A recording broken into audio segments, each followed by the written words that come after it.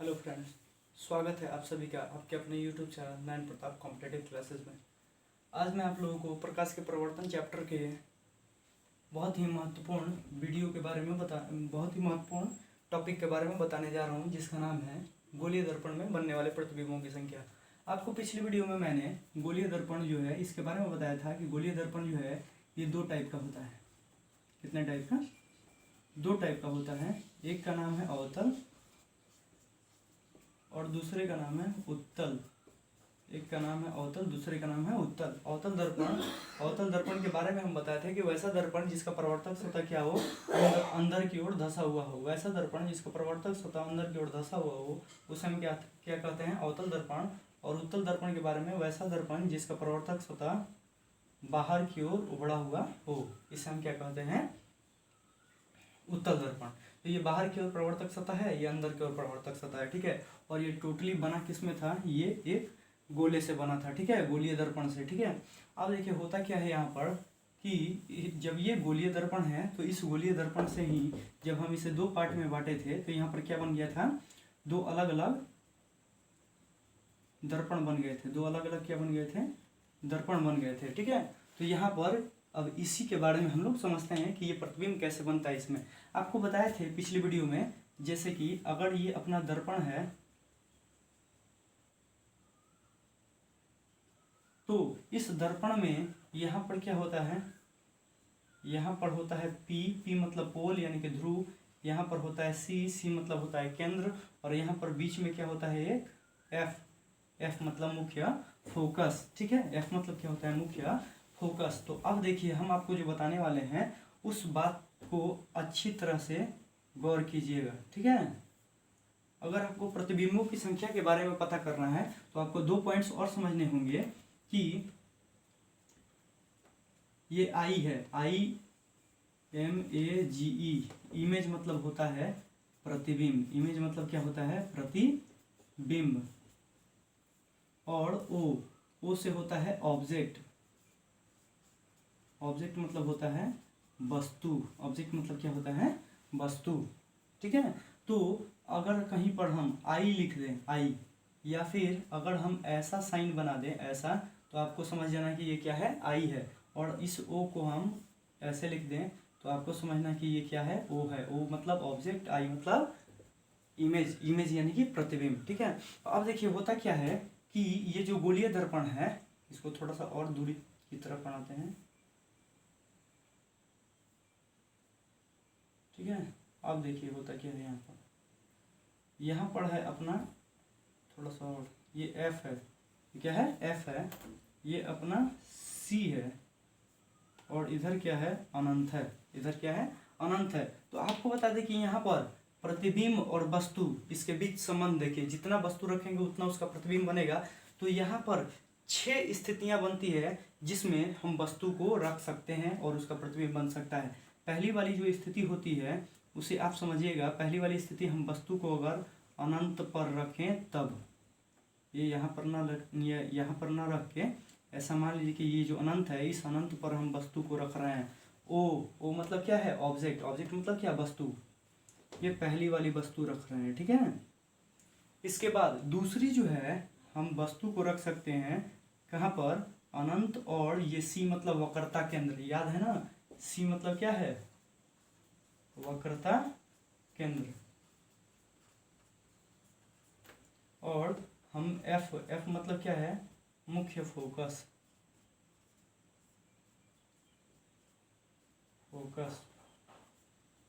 और P मतलब क्या है? पोल। पोल मतलब क्या है? ध्रुव, ठीक है। तो हम क्या बोले हैं कि पहली जो वस्तु रखे हैं वो अनंत पे रखे हैं, दूसरी जो है अनंत और वक्रता केंद्र के बीच में रखे हैं, तीसरी जो है वो हम वक्रता केंद्र पर ही रखे हैं, चौथी जो है वक्रता केंद्र और फोकस के बीच रखे हैं, पांचवा जो है वो फोकस पे रखे हैं, छठा जो है वो फोकस और ध्रुव के बीच रखे हैं। मतलब इतनी ही स्थितियां बन सकती हैं वस्तु को रखने की। तो अब आपको बताते हैं कि इसमें प्रतिबिंब कैसे बनते हैं, ठीक है। तो प्रतिबिंब को समझने के लिए सबसे पहले आपको यहाँ पे ध्यान देना होगा। देखिए क्या है, आप ये ऐसे बना सकते हैं। ये क्या है? आई है, क्या है, आई। आई मतलब इमेज। अब देखिए होता क्या है,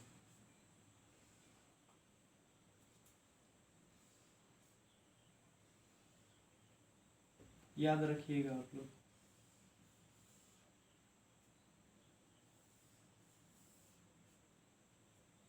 अब देखिए होता क्या है यहाँ पर, ये हो गया एक, ये क्या हो गया एक, या फिर इसी में लिख देते हैं, ये है एक, ये है दो, ये है तीन, चार, पाँच, ये तो पाँच हो गया।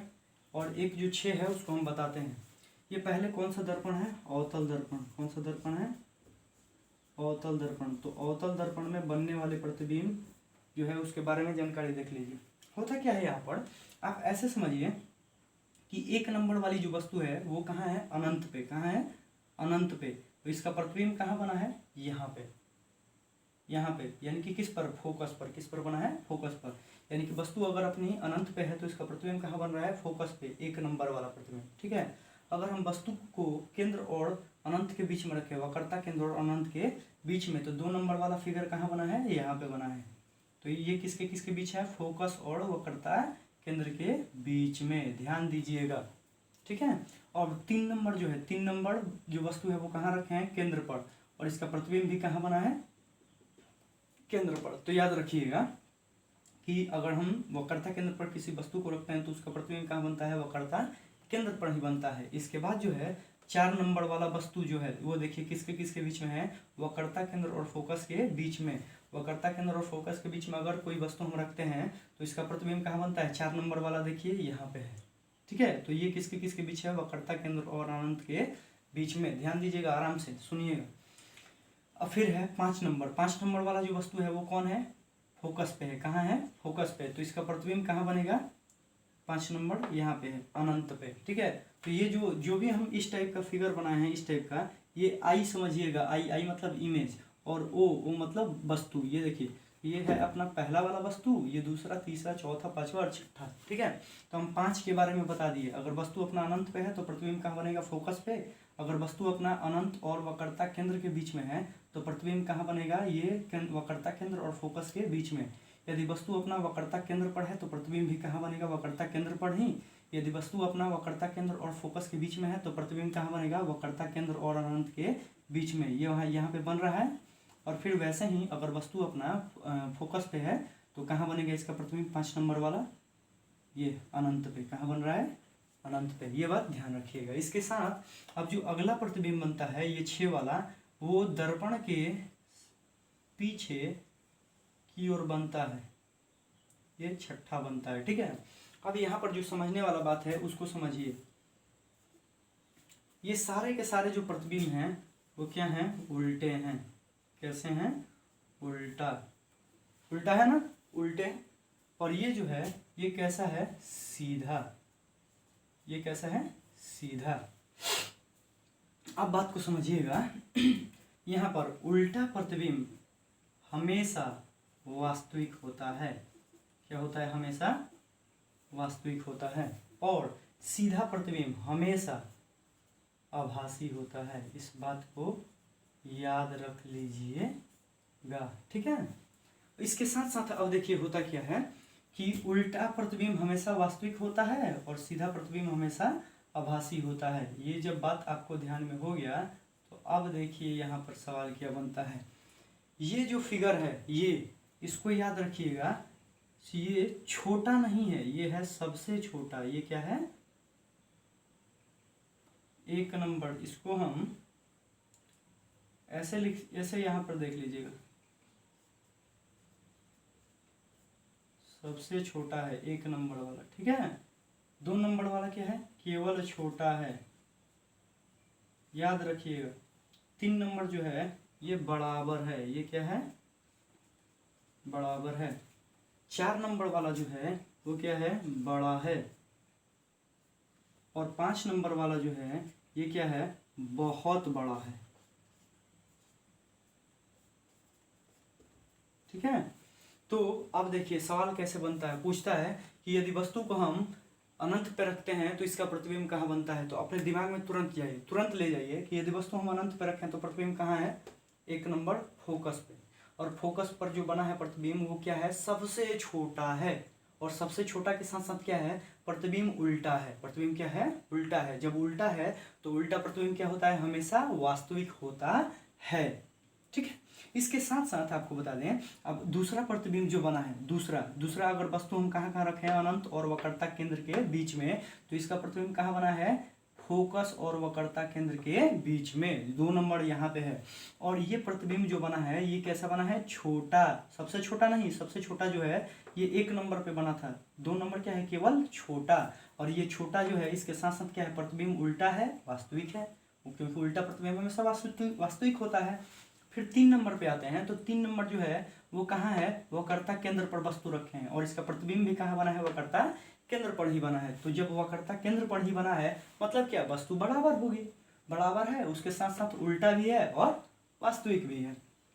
4 नंबर पे आते हैं, तो 4 नंबर जो है वो वस्तु हम कहाँ रखे हैं, वक्रता केंद्र और फोकस के बीच में। तो इसका प्रतिबिंब 4 नंबर का कहाँ बना है, यहाँ पे बना है, और ये वक्रता केंद्र और अनंत के बीच में बना है। ठीक है, 4 नंबर के बाद अब आते हैं, अब देखिए तो 4 नंबर में ये कैसा प्रतिबिंब बना है, बड़ा बना है, केवल क्या बना है, बड़ा, सबसे बड़ा नहीं बना है, केवल बड़ा बना है। ठीक है, अब देखिए बड़ा तो बन गया, इसके साथ साथ क्या होगा, ये प्रतिबिंब क्या होगा, उल्टा होगा, ये प्रतिबिंब क्या होगा, उल्टा होगा। और प्रतिबिंब उल्टा के साथ साथ क्या है,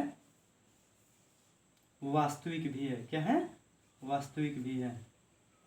अब देखिए प्रतिबिंब जो है वास्तविक है। इसके बाद अब 5वां पे आइएगा, 5वां जो है वो वस्तु कहाँ रखे हैं, फोकस पे रखे हैं।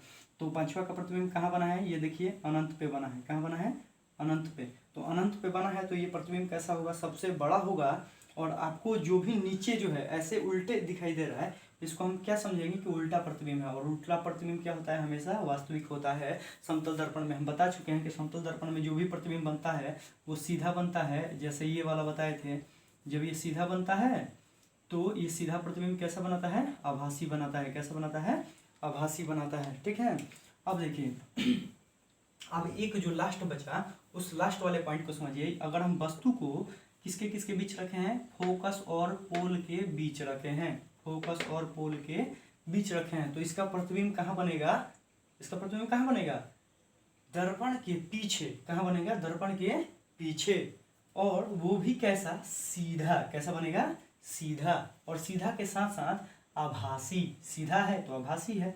इसके साथ साथ ये जो प्रतिबिंब बनाता है ये वस्तु से बड़ा बनाता है। किससे बड़ा बनाता है, वस्तु से बड़ा, वस्तु से बड़ा।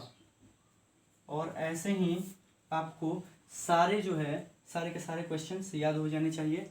ठीक है, उम्मीद करते हैं ये आपको अच्छे से समझ में आया होगा। अगर नहीं आया है तो वीडियो को फिर से चला के देख लीजिए, क्योंकि ये वीडियो आपके पास है, अच्छे से याद कर लीजिए इसको। इसके आगे हम लोग नेक्स्ट वीडियो में उत्तल दर्पण के बारे में पढ़ेंगे, और उत्तल दर्पण के बाद इस चैप्टर का एक और वीडियो आएगा। उस वीडियो के बाद आपका ये चैप्टर पूरी तरह क्लियर हो जाएगा। ठीक है, तब तक के लिए थैंक्स, बाय। चैनल को सब्सक्राइब करें, लाइक करें, शेयर करें और बेल आइकन को दबाना ना भूलें। Thank you.